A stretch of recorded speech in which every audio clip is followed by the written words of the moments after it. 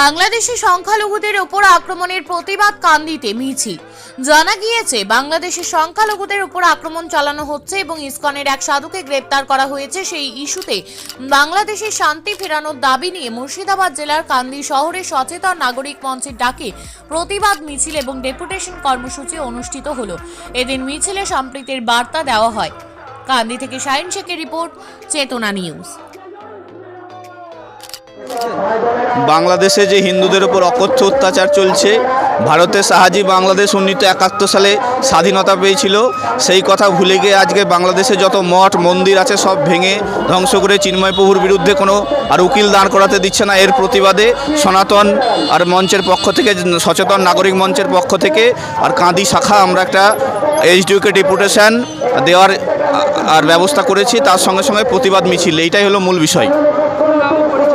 আমার নাম সীমন্ত মণ্ডল, আমি এই সচেতন নাগরিক মঞ্চের একজন কর্মী সম্পাদক। চেতনা Shiksha Niketan private tuition centre. ভর্তি চলছে, ভর্তি চলছে, ভর্তি চলছে।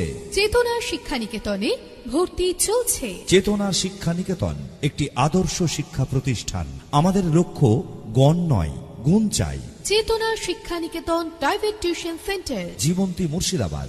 এখানে প্রথম শ্রেণী থেকে দশম শ্রেণী পর্যন্ত সমস্ত বিষয়ভিত্তিক প্রশিক্ষণপ্রাপ্ত ও অভিজ্ঞ শিক্ষক দ্বারা যত্ন সহকারে পড়ানো হয়। এছাড়াও এখানে একাদশ ও দ্বাদশ শ্রেণীর বাংলা, ইংরেজি, ভূগোল, ইতিহাস, দর্শন, রাষ্ট্রবিজ্ঞান, শিক্ষাবিজ্ঞান, সংস্কৃত, অর্থনীতি, বায়োলজি ও আরবি প্রতিটি বিষয়ে সুনির্দিষ্ট বিষয়ভিত্তিক সুদক্ষ ও প্রশিক্ষণপ্রাপ্ত শিক্ষক মণ্ডলী দ্বারা যত্ন সহকারে পড়ানো হয়। মনে রাখবেন, গণিত ও ইংরেজি বিষয়ে বিশেষভাবে যত্ন নেওয়া হয়। চেতনা